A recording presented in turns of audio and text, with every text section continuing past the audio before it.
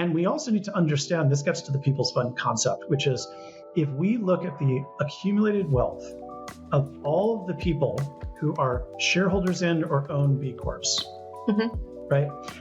That is a massive amount of capital that you could be working from. If we pooled that capital together of like-minded people together into a fund, right, that was values driven and figured out in the right ways.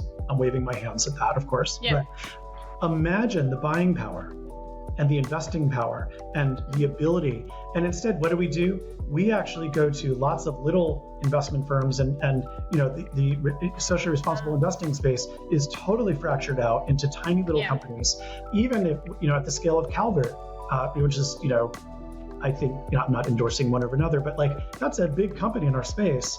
It's still tiny compared to Morgan Stanley or whatever, right? Yeah. Why? Right. And we're just not creative enough in hacking an existing system. And you said it earlier in the conversation, we're afraid of our own power. We're afraid of actually succeeding in a marketplace. But if we're succeeding in a way that I'm talking about, where everybody is winning along the way. Yeah. Isn't that what we want? In this episode of Ethical Exits, Caitlin and I welcome Josh Knauer, a serial entrepreneur and passionate advocate for ethical business. Josh shares his journey of scaling multiple mission-driven companies and the core values that inspire his bold approach to business and leadership. We discuss his multinational coalition building efforts, including his work with ReSeed, a groundbreaking platform that connects farmers directly to the carbon market. By monetizing climate-positive practices through carbon credits, ReSeed provides farmers with income while promoting regenerative farming to combat climate change. We also delve into Josh's work with the Social Venture Network, a precursor to the B Corp movement, and his provocative ideas on how M&A can drive meaningful change. From crowdsourcing acquisitions to his vision for a people's fund that adopts a rebellious, purpose-driven approach, Josh illustrates how changemakers can harness the tools of corporate takeovers to tackle real-world problems. He's reimagining the future of ethical business with bold and transformative ideas.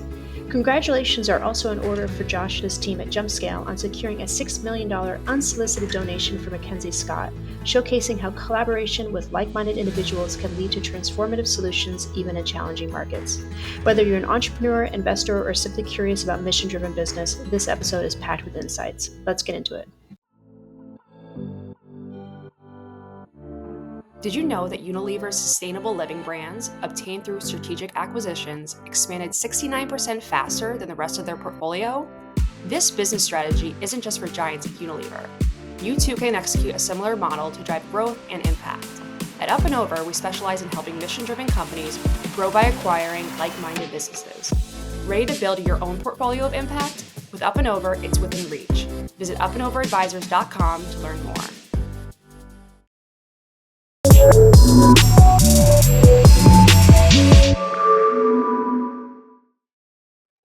All right, welcome to Ethical Exits. Today, we're excited to welcome Josh Knauer, a serial tech entrepreneur with 2 successful exits and a passion for leveraging technology to create a better future.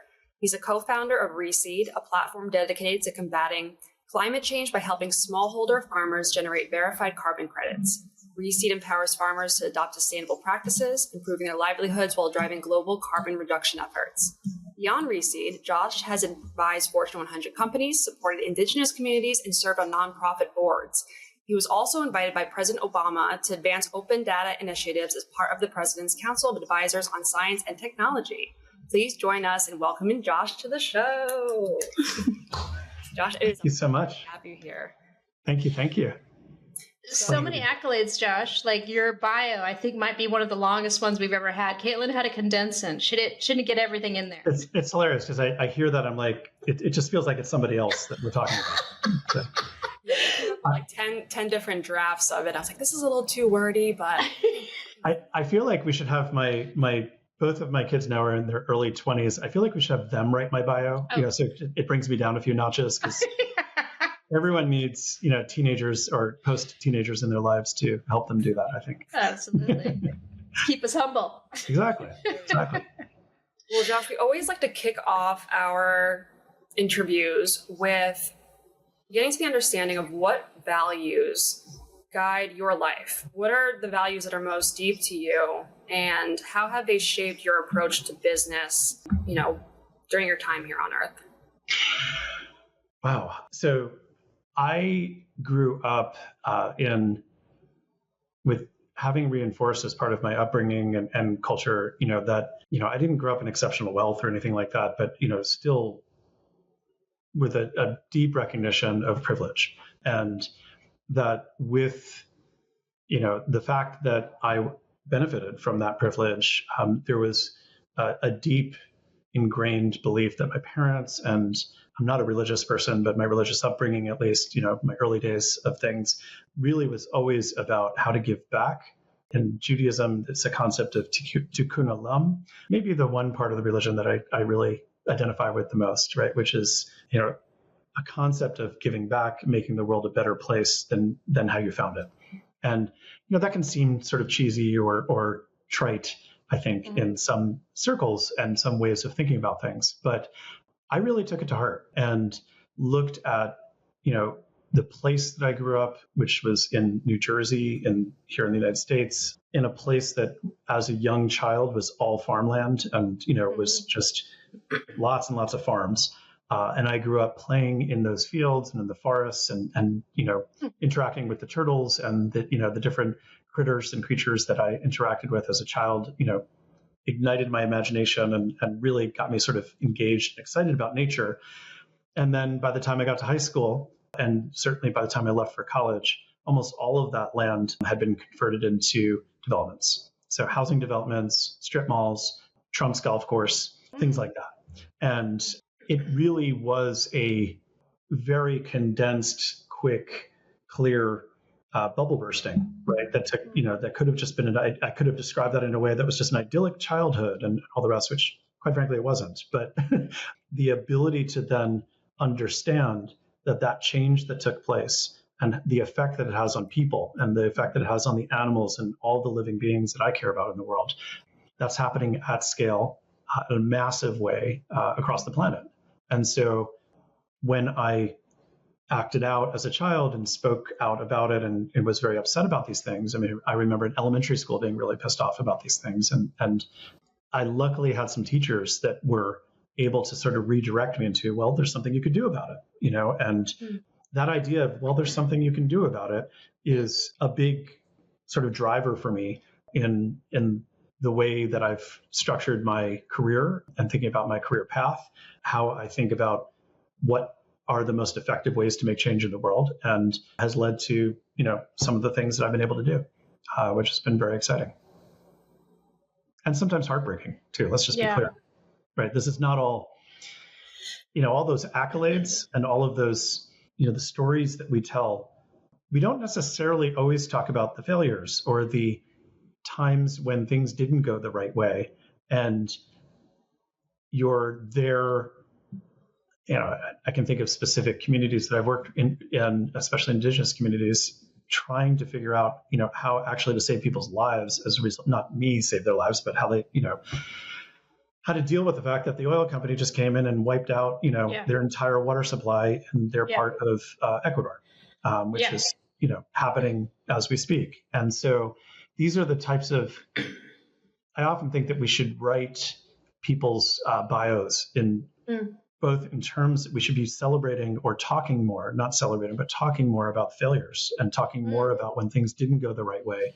Because let's face it, that's what being a human is all about.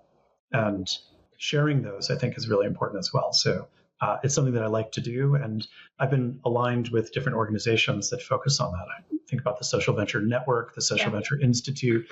These are communities of business leaders in the impact space that really do honestly and forthrightly talk about failure, and learnings from that as much as we talk about success, because just talking about success and hearing another white dude talk about, I was an advisor to a president and I made all kinds of money and did all these things and sold 2 companies to publicly traded companies, cool.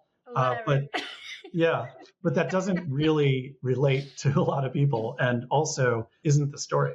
Right? The story is and we can get to this, I'm sure we will, but I literally almost died in building up my entrepreneurial journey. Almost killed me. And I don't mean that in a existential way. I mean, like literally, I was 60 to 70 pounds heavier than I am right now. I was operating in a way that my doctor told me I had 5 to 10 years or I would have a massive life-ending heart attack or stroke.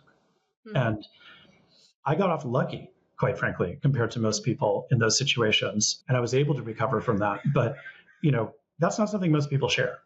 And most entrepreneurs and most, people feel like they fall into things. And it's just luck must be happening. And it's all based on the fact that, of who I am and all the rest. There are a lot of advantages. Let's just be clear that white men in this environment building businesses are given, right? When 3% of venture capital goes to women compared to men. Yeah, that's just freaking horrifying, right? And something that has to be changed. Yeah. So anyway, I'm rambling at this point, but I just want to be clear. I'm not coming in like, oh yeah, I'm a success and you can do exactly what I did too. And everything was great the whole way. Yeah. Not always the case. I love, how vulnerable you can be. I know we just met about 10 minutes ago, but I think that's where you find the connection, right? I think it inspires others that, hey, I'm not perfect, but if somebody else can do it and they can go through the trials and tribulations, like, I can test myself and I can put myself up for that fight. What tools did you use to get out of that time in your life So yeah, certainly if we had met in my 20s, you would not have said the same thing. I mean, just really, right? Like the practice of authenticity and radical authenticity is something that I've learned. And it's a learned behavior. I was not raised that way.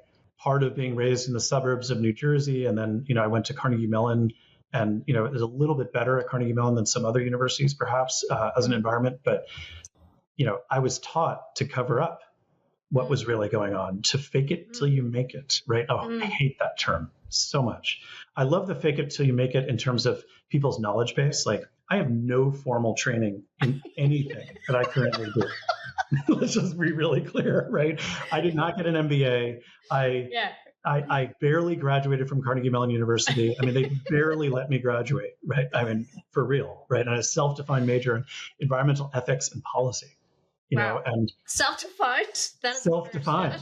Like just boy, self-defined, making it harder for yourself, right, to get a real job, quote unquote. And the fact of the matter is that so much of the life experiences, the people that I met along the way, very, very privileged and just so lucky in my activism work that I'd been doing from early childhood, quite literally student organizing, and then in college, coming in contact with and working as partners side by side, not helping, not fixing, but partnering side by side with indigenous tribes on issues that were where there was a cultural preservation component, an environmental component, and those things coming together, experiencing the deep humility that existed in the communities that I was interacting with anyway, was something that was highly transformational. So elders generally, people actually listening to and interacting with in an intergenerational way is something that as a practice has helped me a lot. It helped yank me out of my 20s fast, and the sort of arrogance and piss and vinegar, basically, and the anger at the world and all the things that I was holding that typically erupt, and we're certainly seeing it in society right now, but certainly erupt in the way that, toxic, not just masculinity, but just toxicness in our society leads to behavior patterns that are the opposite of caring about others, right? It's just everyone looks out for themselves and all the rest. Those are all lessons. And so, Caitlin, to get to the answer, listening and understanding and having some pretty jarring experiences in places that I was uncomfortable. So quite literally, the first place was on the San Carlos Apache Reservation in Arizona, working on an environmental issue and a cultural preservation issue, where I spent a summer living on the reservation with a family of, that included elders in that tribe, not there for spiritual enlightenment or any of that stuff, but literally there as sort of an activist and, boots on the ground kind of thing. and just having this incredibly humbling experience of not understanding any of the cultural context that I was experiencing, because it was not what I'd learned. And so getting people, I think the best thing that people can do generally is get out of the bubble, right? And I'm not just talking social media bubble. I'm talking like go travel the world, right? Yeah. When I've spent time in Kenya, when I've spent time in Brazil or Ecuador or any of the places that I've been with tribes, that is not spending lots of money. It doesn't mean going and seeking spiritual enlightenment from people. I still have never, I always have to disclaim this at this part of the conversation. I've never done ayahuasca, and that's fine if people do, but like, that's not my thing. I'm not seeking that, right? But interacting with as partners and as peers and as, with communities of people that are totally different than your cultural context is the fastest way to learn that you don't know anything. Long answer to your question, Caitlin. I hope that worked. I think that was a fabulous answer, and I think that you nailed it. You don't typically hear, you just need to listen. You just need to get uncomfortable, right? It's I wake up at 5 a.m. and I meditate and I cold plunge. No. But I work out. Yeah. I know, and I do go for a walk every day. That's actually that's the closest I come to working out. I hate cold plunges. I think it's like, why abuse your body that way? And I'm about trying to be comfortable wherever I am. So and really, but there's a discomfort too that is where our edges stretch. And so doing that also helps. So maybe if cold plunging works for somebody to do that, that's great. Yeah.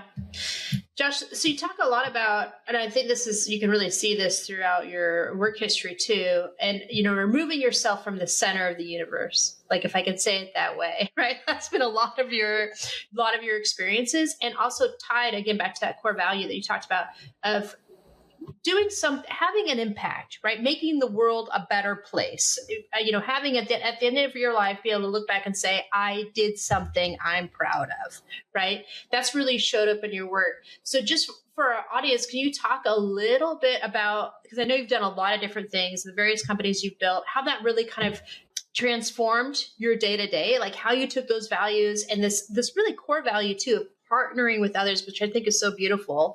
People really want, they think of it differently. They think of control mechanisms, or they think of dictating, the kind of, interactions. But you really have talked about, which I think is really beautiful, and you're talking about this too in the sense of travel, is like, how do we partner to understand, and how do we partner to get the best out of each other? Yep. So if you could talk a little bit about that with the companies. Absolutely. Built and the work you've done. It sort of starts close in. So all of the companies that I've helped start, and you'll see my title is co-founder, in a bunch of places. It's literally about who you choose to work with to start the creation of and germinate ideas. And so, with ReSeed, my current company, I have two co-founders that come from two completely different geographical places, cultures than me, et cetera, and areas of expertise. So, Vasco is based in Brazil and has decades of experience and successes, lots of failures too, right? Like we all do, but lots of experience working in communities and from sort of community up economic development, working in ecosystem services and how technology can be used to help make that more effective. Zach Zaidman, who is another one of my co-founders at ReSeed, is born in Mexico and has worked throughout Central Latin America generally in the food industry specifically, and bringing and helping the food industry early days recognize that organic and regenerative and permaculture type farming practices could all be selling points, create better quality product, all the different things.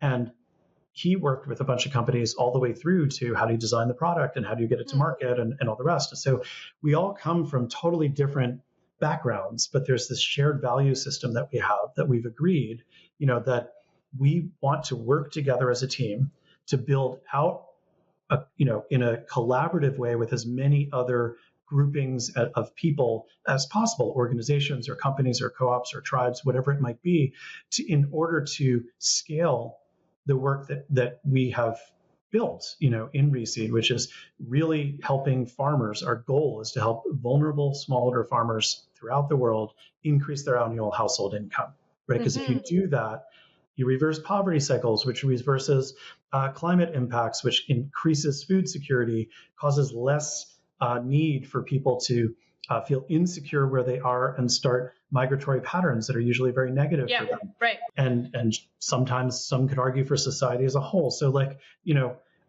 it starts in with we have shared values and we disagree sometimes, and but we work through from a basis of having those shared values of how we want to work together as a team, how we want to surround ourselves in our business model with people who work for the company that share those values, and partners that share those values, investors who share those values, and basically build out an ecosystem that is based on that mission and those shared values. That's an excellent transition, because when we first spoke, Josh, this is a couple months ago.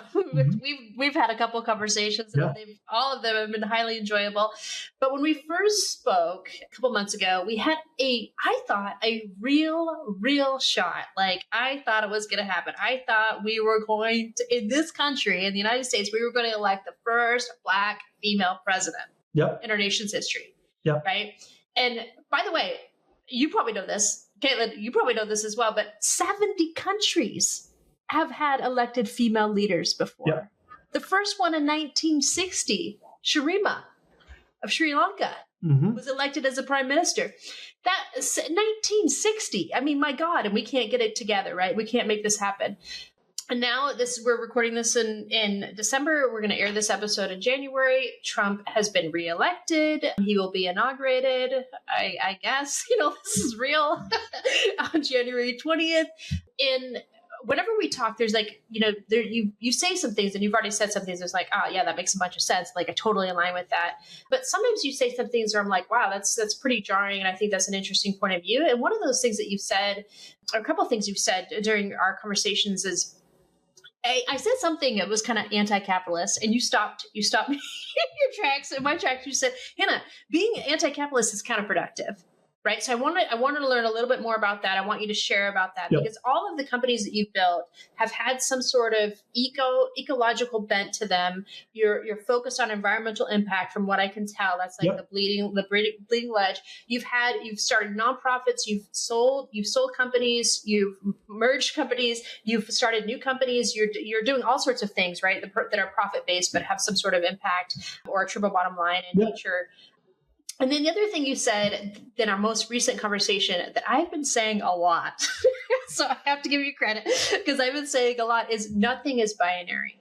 Right. And I think those two themes are really interesting, that being in this time, right? And most of our audience, the audience that we're curating are triple bottom line businesses, people who align with what you said. They want to make an impact. They feel called to do something rather than just to make money, right? So not being anti-capitalist, right, to leaning into the system that we have, and then maybe taking a little bit of pressure off by understanding that nothing is binary. So nothing is black and white. This doesn't have to be all bad. So if you can talk a little bit more about what your thoughts are on those two themes, because I think that for all of us who are in this space of impact entrepreneurship, we're trying to do something, make an impact in the world, B Corps. This is the conversation we're having right now. What does this mean? And how do we move forward? How do we not just stay in bed all day? Right? Listening to Enya. I mean, how do we get up and get going? And how do we, really leverage this moment for acceleration? So I think it just goes back to an underlying belief that I have, that nature and natural systems are as close to perfect as we know, right? And they're perfect in their imperfections as well. But one of the most basic ecological functions that exist in the world, right, is waste equals food, right? And so if you think about that for a second, we breathe out carbon dioxide. Plants need carbon dioxide to take in carbon dioxide. Sunlight interacts with those plants, right, and causes the carbon and the oxygen to separate. The oxygen gets released, and that's what we need to breathe, right? And the carbon goes into the plant or the ground. And The carbon part, let's just leave to a later part of the discussion. It is part of the overall spiel, right, of ReSeed and why we designed it the way we did. But the point is the interaction between plants and humans is a marketplace. It is an exchange, right, of value that takes place. We need each other in order to survive, right? And so when we talk about capitalism, and if you want to talk about the type of toxic capitalism, right, that takes the winner takes all sort of version of capitalism, that is not a natural system. And many people say, well, lions and, on the African plain, savanna, lions can be taken down by all kinds of things that exist in that environment, right? There is a balance that has to be maintained. If the lion eats every bit of wildebeest available in an ecosystem and totally trashes the whole thing, and there are no wildebeest there for them to eat in the future, the lions will go extinct. Paraphrasing a little bit. It simplifies. So if instead of talking about capitalism, right, as the evil thing, it's the implementation of market-based exchange, right, that we as Western society specifically have taken on that is a problem, right? It leads to a condition under which it actually is not sustainable. I don't mean just sustainable in terms of eco-sustainability, but literally for human life on this planet.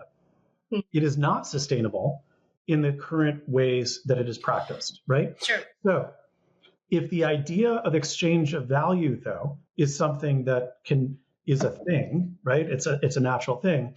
How can we hack the current systems of capitalism, right, that exist, the Western capitalism specifically? How do we infect it and be sort of indigestion within it such that other outcomes can start happening that are sustainable, that are life affirming, that are healing and regenerative, if you will, to the process? And it turns out there are many ways to do that, right? And there are paths forward that if you can get out of the us and them, the binary, like it's me and you and we're different, so therefore it's like, no. Are there ways that we can interact? Are there ways that I could interact with millions of consumers in the world that leads to regeneration? Is that possible?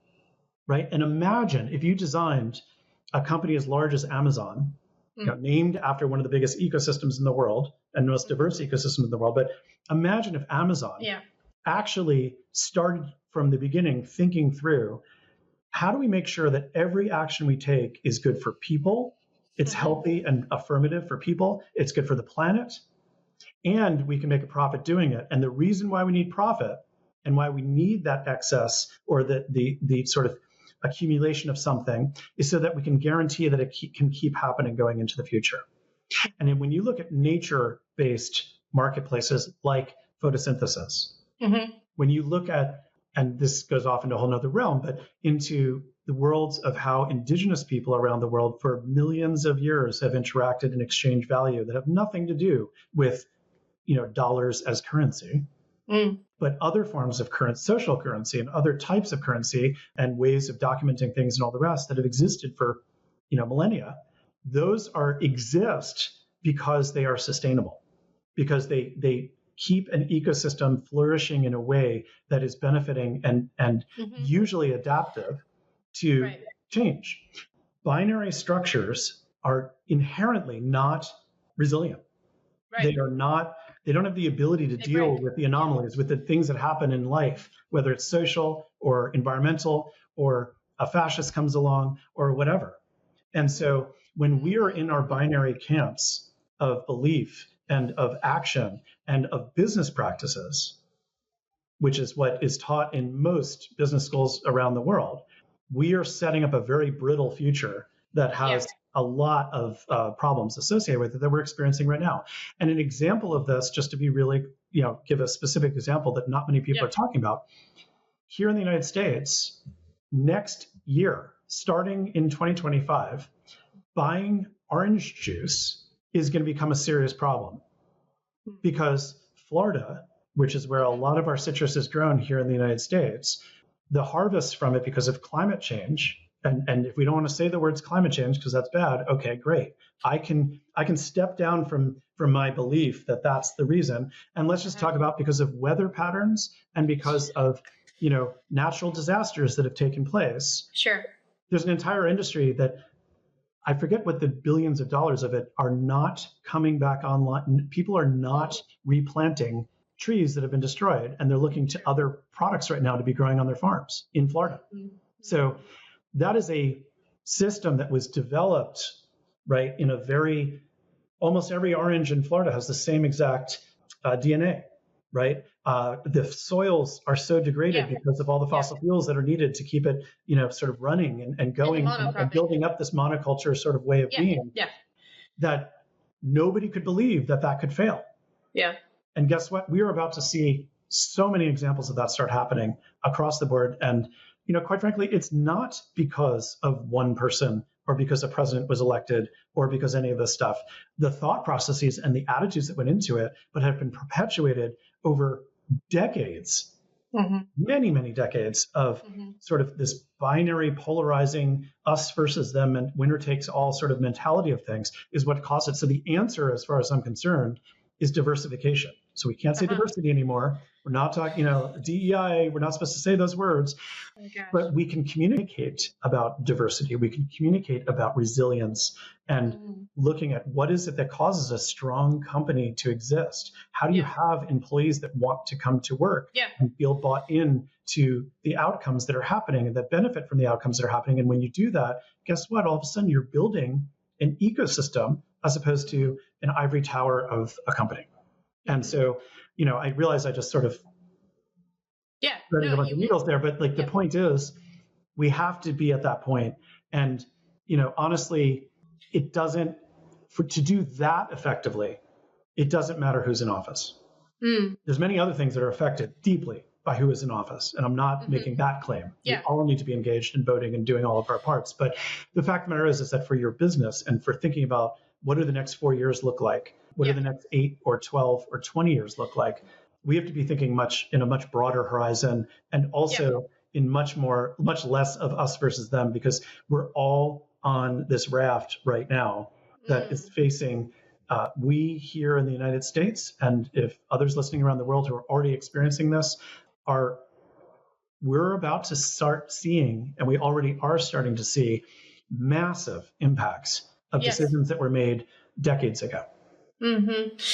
Yeah, no, I think that's really valuable, and it makes me think of another thing that you really talked about not thinking big enough. Which I think is kind of is a reaction I see a lot, especially amongst ethical entrepreneurs, is we tend to. I don't want to say we think small, but we are kind of defensive. Right? Or we might be a little bit more timid. Yep. Even around, just like things like about profitability, that we don't even really want to talk about, that we are profitable or that we make a profit, right? Because there's so much energy around these kind of these things, these concepts, right? So how, and you also talked about the necessity to adapt in order to survive. So I agree with you completely, right? That we have narrowed, if I think about, we're all on this raft, taking your analogy, we're on this raft, we're on a river. The channel is narrowing, right? Because we've made it just more challenging because of the extent of the control on these systems and how things are being pushed in one way. I don't know if you agree with that or not. Yeah, I don't actually. I think it's so I don't want to, but I think it's a perception. So, let's go with rafting for a second, or kayaking, right? Yeah. When you're going down a river, right, and up ahead is a class 5 rapids, and others' experiences prior to yours lead to a narrowing of perspective of this is the path that you have to take through that. If you broaden out your view, look at the entire width of the river and the system around it, you may find that there's a different tack to take that is actually way more, way less resistance, right? And just believing always, you should listen to people who have been there before, right? And know, I've experienced that, and that. But adaptability is saying conditions sometimes change. And maybe the river isn't, or the channel isn't as narrow as we actually think. right? Or maybe it is so narrow that we just actually, let's get out of the freaking river and carry our boat around it. Find it's a different path or find a different path. And it's basically getting stuck in paradigms of how you're supposed to do things, right? That's not to say prior expertise and knowledge and all the rest is to be discounted, but taken into the broader context of whatever challenge you're facing, it is always better to zoom out. Because when you zoom in too much, like your vision becomes so focused. Despair, baby. Despair, Josh. Yeah.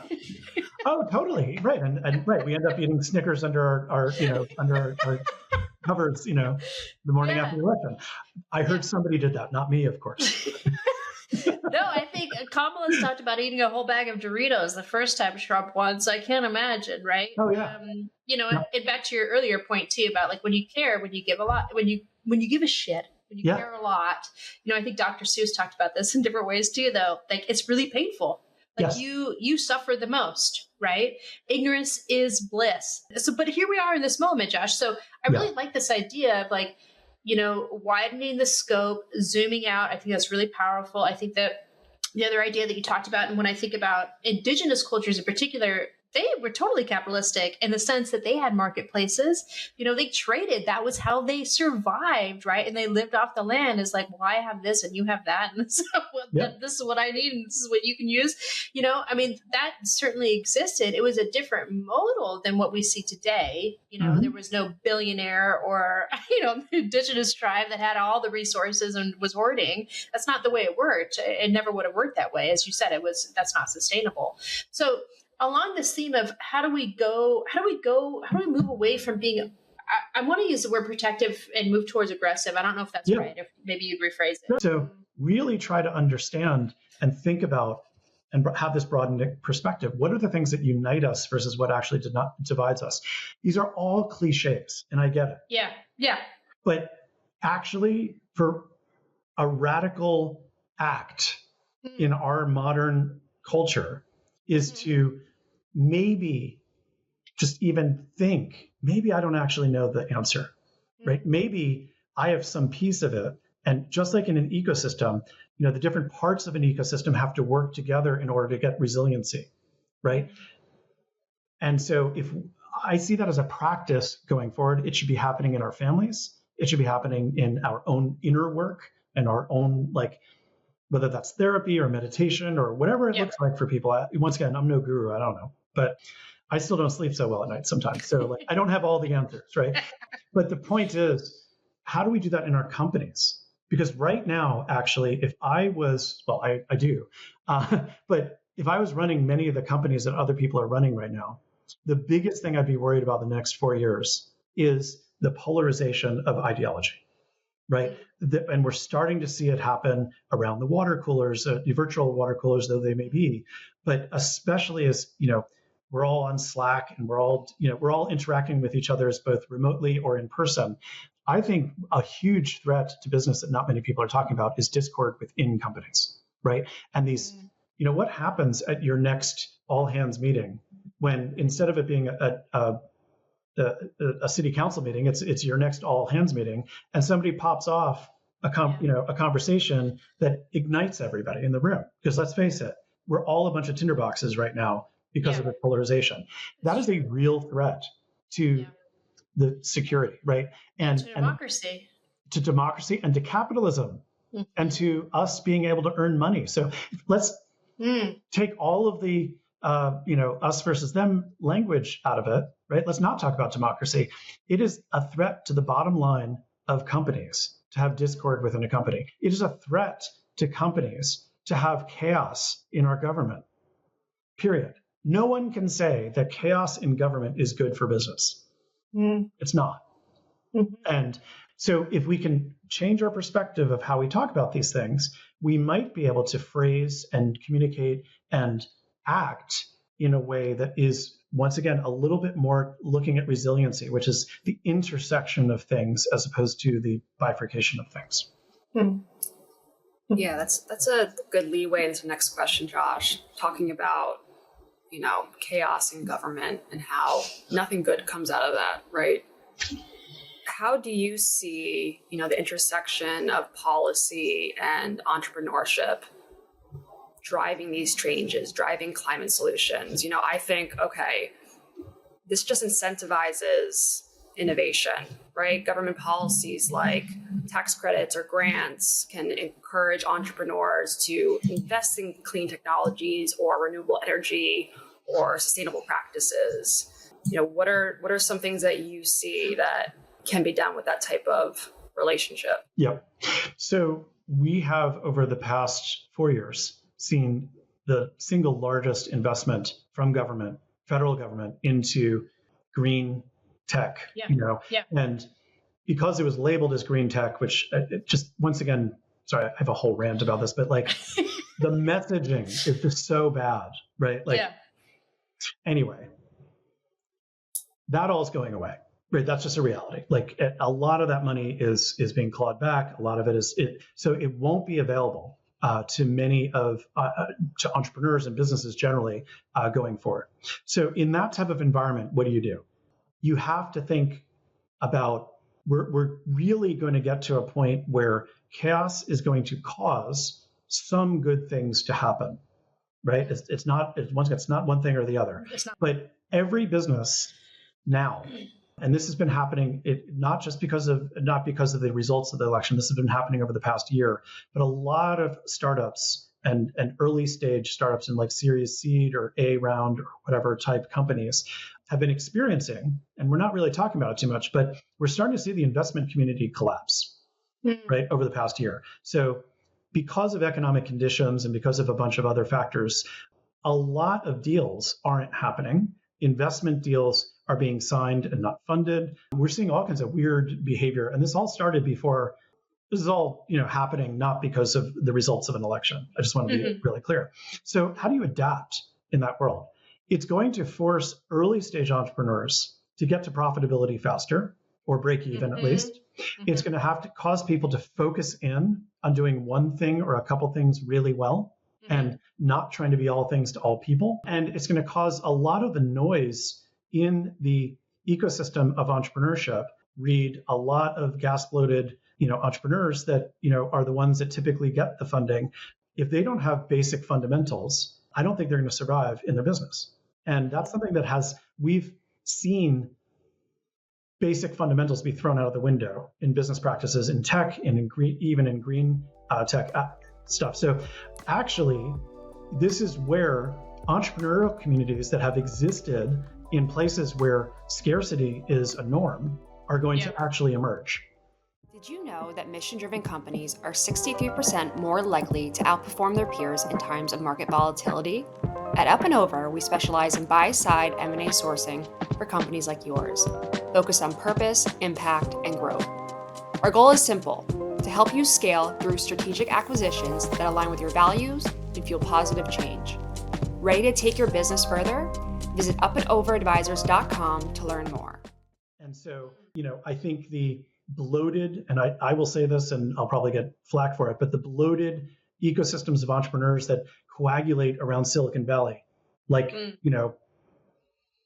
cholesterol, in your heart, basically likely are going to see pretty big attrition.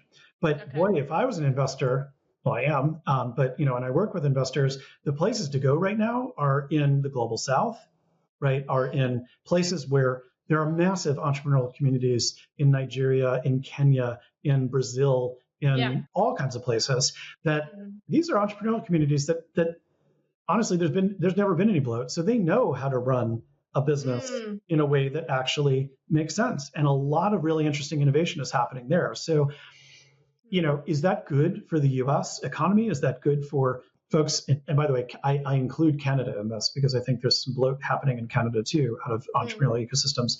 I think there's going to be a shift. And so if I'm wanting to be most effective in the world as an entrepreneur and I'm not partnered with folks in the global South, that might be a red flag, quite frankly. And this is counter to what a lot of people think and say and all the rest. But expanding your network, expanding your collaborations, working more in partnership with people going forward is actually the antidote to all of this. right? Community-based support and building that community, whether it's virtual or geographic or whatever, is likely going to be the way, connecting all our rafts together is going to be a much better way but doing it in a way that is dynamic also and doesn't have rigidity associated with it is probably the best way to navigate all this going forward. Yeah.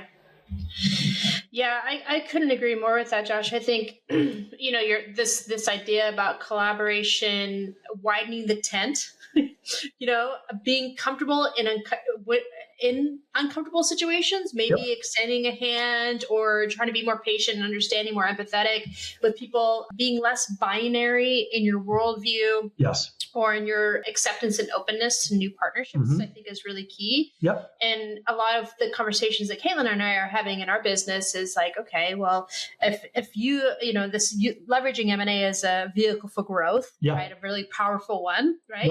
One of the fastest way to grow is to buy revenue, right? And there's a lot of creative ways to do that. And there's a lot of creative ways to partner with other companies. I still think that in this environment and any environment, values-oriented, values-driven businesses, profit-for-purpose companies are still going to be the most viable long-term because they think more long-term. It's not about short-term profits, right? Yep. And doing things in a sustainable way, like what you talked about with the ecosystem and what nature has taught us, right? That when we cut off too much, the tree doesn't survive, right? So we need to be more expansive. So this idea of companies partnering with other companies or merging with other companies that maybe don't have the same worldview, but there's economies of scale that, of course, that both can benefit from, that are necessary in order to stay in business and more of a lean venture capitalist environment. Like you said, like with fewer investors, you got to get kind of back to basics. You can't, cook the books. You get the books actually have to work, but you can still be intentional about how you're digesting or how you're moving forward. So you can still maintain your values, but it's another way that you widen that tent, right? By another sphere of influence. Totally. And the way to do that is to get out of the winner take all mentality, right? It's the opposite of what we currently celebrate a lot of in our society, which is, king making and, empire building and all the other stuff. And if we actually think about approaching a partnership with a non-values aligned, like a company that may just have a product that you need or that you could work with or whatever, how do you make it so that, how do you understand what it is that company needs or that investor needs or whatever, and how do you make sure that what they need feeds you and you can feed it, right? That the output of what's going on here becomes the food for something else. That's ecological in nature. And so literally in nature, and is something that leads to better outcomes. And the lack of communication, the lack of really understanding what they need over there and thinking about it in that way that truly is the biggest toxin in a system, and I think exists within B Corps and exists in values aligned companies because they're trying, like, well, we have our values and these are our values over here, and you must align with those values to even do business with us, and woe is us, right? And quite frankly, that doesn't lead to the future that we actually need. And it's a really, that thinking isn't just something that happens on Wall Street. It happens, in many of our communities of entrepreneurs that are probably listening to this, this podcast specifically, right? We all we believe so deeply in what we're doing, and it's the right thing, right? And we're on this mission to make it happen in the world. And it's almost like a crusade, and people talk about it as a crusade. Like, guess what? The crusades weren't so good, right? Nobody benefited, and they ended quite poorly. Let's not do that. Martyrdom. Martyrs, they die, right? So if you're the martyr in your own story, like, really? Is that what you want? That's what you want your legacy to be? It doesn't make any sense. Yeah. I think that, it kind of goes back to that idea that we've talked about before about playing inside or outside baseball. And that's another theme that Caitlin and I talk about sometimes. And so that one of the things that we're really focused on for 2025, and I want to learn about what you're focused on, or some of the ideas that you had. but one of the big projects we're working on is how do we help more values aligned businesses get in the driver's seat and grow through acquisition. And that could mean that they partner with a company that maybe not is as green minded or B minded as they are. But at the same time, how do they give more equity to their employees? Because that's where I see a lot of change happening. It's this idea of it's not about a winner takes all system. And that is one of the biggest concerns I certainly think a lot of us have, to name names. Elon Musk now has a wealth value placed over $400 billion. And it's crazy to think that there are 8 billion people on this planet. So he could literally give away $1 billion to every single person and he would still be so wealthy. And at some point, it's like, what is the point of even that much wealth? I do not get it. He could never spend it in even 100 lifetimes. What's the point? But this redistribution of wealth, which I think is what you're doing with ReSeed as well, is the main thesis or the main goal of the company is how do we help farmers, folks who are holding this really valuable land, right? And valuable not in this and services that they provide to the world. Yes, but I mean, the services beyond food, to the world, and beyond food, but also just like the environmental sink that they're holding, right? Mm-hmm. The benefits to having diversified, land that hasn't been pumped full of pesticides, right? The diversity of that is so critical. So there's so much alignment there, but I think we're really excited about doing that. Like, how do we help companies grow in ways that maybe they haven't thought about before? And how do we help to raise the floor for all of their employees at the same time? I think that could be, that's how we kickstart an economy. It's absolutely has to be part of the dialogue of how do we create healthy ecosystems in our lives, right? Mm-hmm. How is our company part of an ecosystem, right? Mm-hmm. And I'm not talking about your company and the rest of the world, but within your company, right? It's not just about ownership. Sometimes, by the way, sometimes ownership is a burden for employees, right? It becomes a tax burden sometimes, other things. But how do you share in the upside, the value, the ability? And by the way, if you do that and you want to think about it in a transactional sort of way, if you do it, it will build up the resiliency of the entire system. That means your company will become more profitable. Right? And it means that you have the ability to expand and grow and do the things you want to do. And that, from a foundational roots in the ground perspective, growing up, that is nature's way of growing. It's the universe's way of growing. It's actually how literally the universe functions as best as we understand it. And why do we think that in this tiny little ball of Earth, where each of us is a tiny little microcosm of something, we're a bunch of ants to the entire universe, that we think we're going to violate the laws of physics and understanding that we have by changing that, right? In any other ecosystem, accumulation of all of the wealth or all of the resources, that is the definition of cancer. And so why would you do that, right? That is not something that is healthy. And when you look at the people that are doing it and the companies that are doing it and all the rest, that's, we started here. It doesn't end well. No. It doesn't go well along the way. And, and all kinds of bad things happen to individuals, like who are doing it themselves. And do we care? Well, I mean, sometimes we don't as a society, but it's certainly the echo effects of it are something that clearly also is not negative. So why do we keep repeating this practice? And so I look to the people, by the way, that are undoing this, right? Look at the work of Mackenzie Scott, right? Who most people listening to this podcast may not even know who that is, right? And that is exactly the point, right?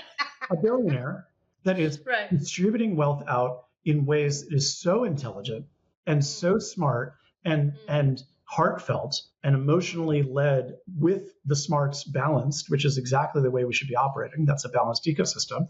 It's very exciting. And there are lots of other people and institutions and companies out in the world that are trying to build this alternate way of thinking that honestly is more in balance and more sustainable, resilient, for people and planet. And it's like, That's the stuff that we all need to be gravitating towards.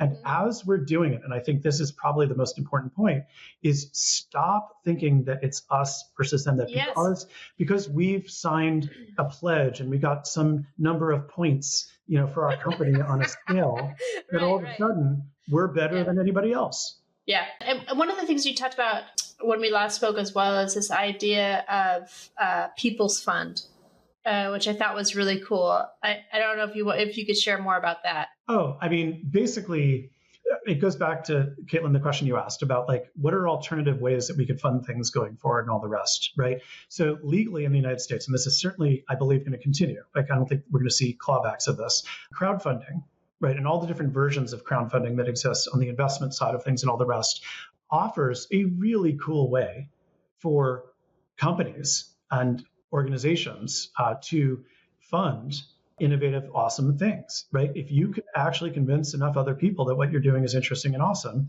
and you can do it with a relatively small number of people, or it could go viral if lightning strikes and become something much bigger. But the ability to have many more diverse sources of income for a company, either through investment or through actual earned income, is something that we really need to be looking to. And if you think about what government funding in the United States represents, it's supposed to represent crowdfunding, right? That is actually what it is, right? It's taking individual, fractions of pennies from each of us that pay taxes and putting it towards something that's interesting. It makes me think of, Josh, this idea of a people's fund, which I love, right? So this idea, if we extrapolate it, we pull it out, and maybe come up with an example. Sure. What I think of, I love the company Who Gives a Crap. They make toilet paper, and they set aside 50% of their proceeds, and then they build sanitation projects in third world countries, which is, the building blocks of a safe and functioning society, right? With basic sanitation and health, right? And that's great. And I love those ideas. And there's plenty of companies that are doing something similar, right? They are a profit for purpose company. I love this idea of capitalism being a vehicle for philanthropy. You make money so you can do something. Like, you make money so you can have an impact. They don't give a shit about toilet paper, but toilet paper is something that everybody needs, and it's a great mechanism, and it makes sense, right? Yep. But what if, like, I'm just thinking, like a Cotopaxi, right?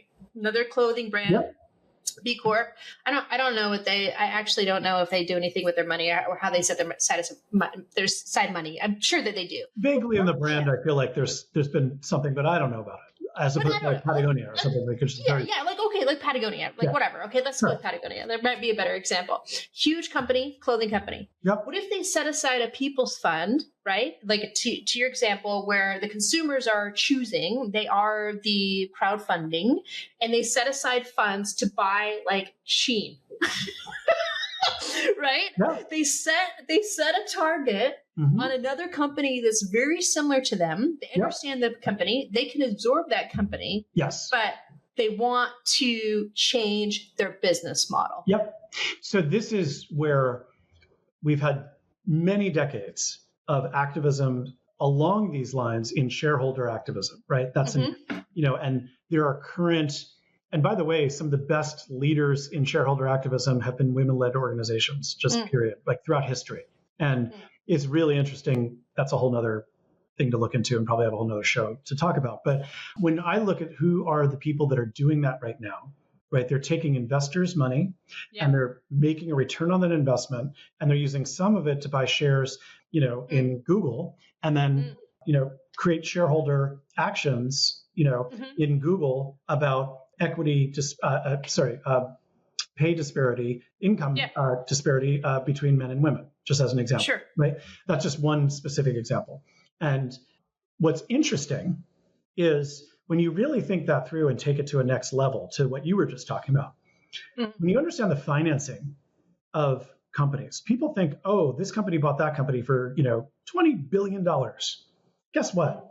There was not a suitcases full of cash of $20 billion going back and forth between them. The actual money that it takes to do some of these things is relatively little, right? Because of the way weird balance sheets and finance and all this stuff works. Right. Hack the system, right? Yes. And what would it take for, Patagonia, which is now, by the way, mostly is nonprofit govern, right? Which is an interesting thing that they did. We'll see what happens, but interesting. Earth is their shareholder. Yep. What would it take for them to buy Land's End, right? Or I don't even know the comparative size of different brands, but what would it take for Patagonia to buy Nike? Don't know. I don't have an answer here. But the point is, we should be thinking that way because so many companies are just right at the brink of financial disaster that it doesn't act, and I'm not talking about small companies. I'm talking about really, really big companies. 100, yeah. What would it take? What could happen? How is it that Amazon acquired Whole Foods, right? It's a thing. And, it turns out you can do that sort of thing if you have enough baseline capital on which you can then borrow a lot more money. Hack capitalism to figure out, and why aren't we doing more of that, right? And, I just think it's an interesting exploration. I'm not the person to lead that. I hope others do. But generally, I think we need to up our game, thinking from shareholder activism to take over the freaking board, right? Take over control and then build the type of company that you want. Could you do that? Maybe, maybe not. But why couldn't that is the they're type doing it to us? Sure. And, there's lots of examples of things, of places where that's both worked and had, disastrous consequences for the people who did it, and all the rest. So, but we need more of that. We need more explanation. And we also need to understand, this gets to the People's Fund concept, which is if we look at the accumulated wealth of all of the people who are shareholders in or own B Corps, right? That is a massive amount of capital that you could be working from. If we pooled that capital together of like-minded people together into a fund, right, that was values driven and figured out in the right ways. I'm waving my hands at that, of course. Yeah. But imagine the buying power and the investing power and the ability. And instead, what do? We actually go to lots of little investment firms and the socially responsible investing space is totally fractured out into tiny little companies, even if, at the scale of Calvert, which is, I think, I'm not endorsing one over another, but that's a big company in our space. It's still tiny compared to Morgan Stanley or whatever, right? Yeah. Why? Right. And we're just not creative enough in hacking an existing system. And you said it earlier in the conversation, we're afraid of our own power. We're afraid of actually succeeding in a marketplace. But if we're succeeding in a way that I'm talking about, where everybody is winning along the way. Yeah. Isn't that what we want? Yes. So why are we afraid of that? Well, the funny thing about that too, Josh, is the B Corp was even an idea because it came out of a failed M&A transaction or an M&A transaction that went poorly for the company, all the staff, and won, right? I mean, that's Bart Houlihan's story, is that he was bought by some company and they was doing $250 million, and then within 3 years it was doing $40 million after the acquisition. Yep. Right? And that's why we have B Corp. And the OGs, Ben and Jerry's, and the acquisition of that.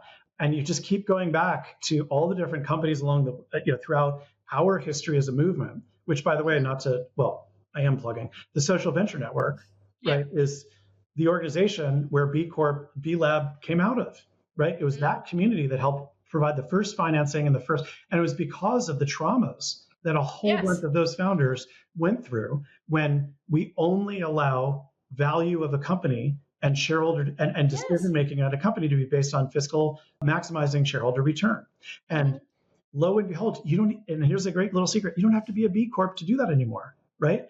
My company is not a B Corp, but we are incorporated as this is so embarrassing, a public benefit corporation in Delaware, right? So public benefit corporation, we wrote in our own, we have multiple bottom lines that we've built into it so that when we are taking actions and at some point in the future, we can maximize the impact and the value for our shareholders. And our shareholders include a broader community of stakeholders. There are so many ways to go about all of this stuff. And the point is that we have to get more creative and we have to think less of this us and them stuff, which is that binary way of thinking that really causes a lot of problems. Yeah. So I just think that I'm repeating myself here, but it goes back to that way of thinking, which is philosophically sort of grounded in how do we make the world a better place? How do we grow to a place where things are happening in a different way? It's by actually behaving and acting and trying to do different things and get to know people who are different than us, fundamentally. Yeah, I saw in a conversation you had with Hannah too, you spoke about, having small companies come together with trusted communities, right? Yep. Those are what consumers follow. Those are what people want. They want trust. They want to be able to know that the brand that they're supporting or buying into is a brand that aligns with their values. Yep. If you were to just, you don't have the money for an acquisition, but a merger or partnership, the force that could create. Yep. We're not going to be perfect. Yeah. Right? There is no such thing as perfection. We're evolving over lots of time. And even as we approach getting there, we should probably be setting future milestones that we're aspiring towards at that point, because that means there's progress happening. And so, Caitlin, I totally agree with you, but there are no pure companies in the world, right? None. And so having companies that are partnering with each other and are in collaboration or acquiring each other, whatever it might be, but that are all aspiring towards a better future, or a set of goals that they are all agreeing to, and that they're going to try to hold themselves to as much as possible.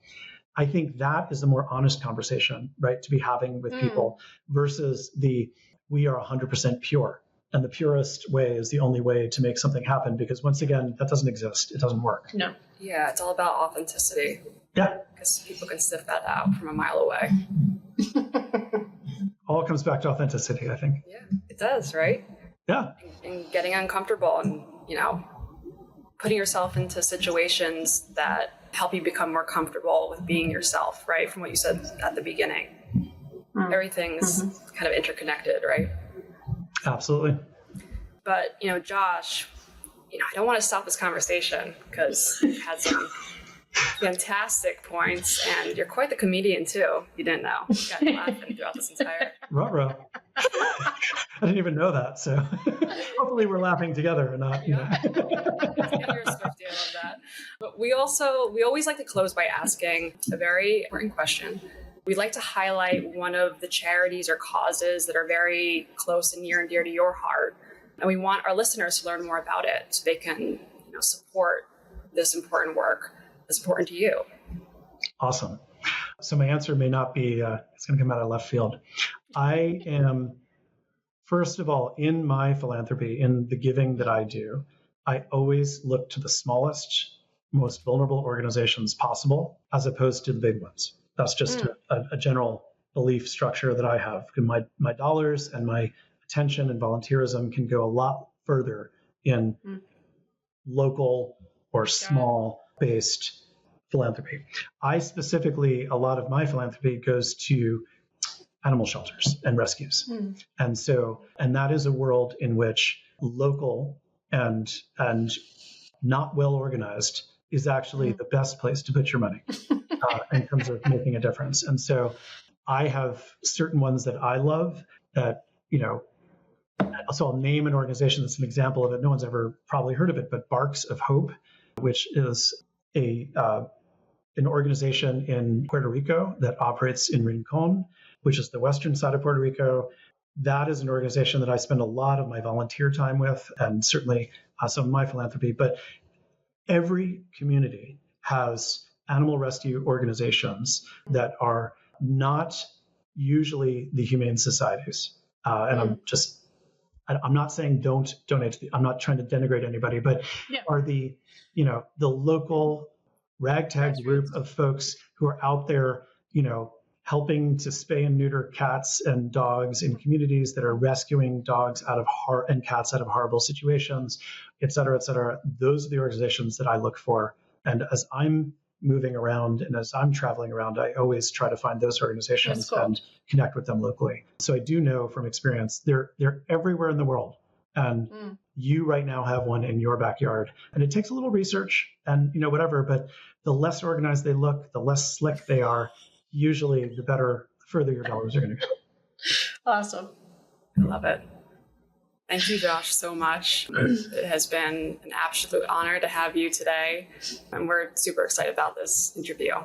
Well, thank you so much. I love this conversation. I look forward to more. This is great. Thanks, Josh. Take care.